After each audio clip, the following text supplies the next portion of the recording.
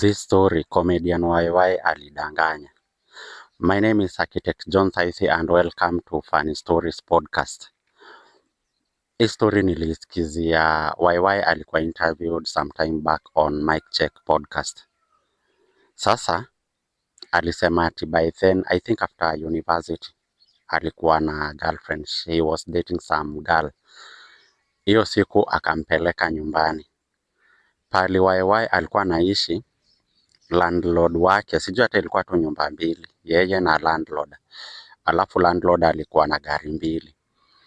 YY akadanganya mrembo akamwambia one of the cars ni yake. Okay? Hata anaizunguka hapo anaiguza hizo tu mambo zote, akamwambia hii gari ni yangu. Mrembo akasema well and good for you. Wakaenda kwa nyumba wakalala whatever. Kesho asubuhi kuamka, kumbe ile gari yenye YY alisema ni yake ndo landlord hiyo siku ameamua itumie. Sasa si ni mrembo anaenda kwa kapa kaoni gari.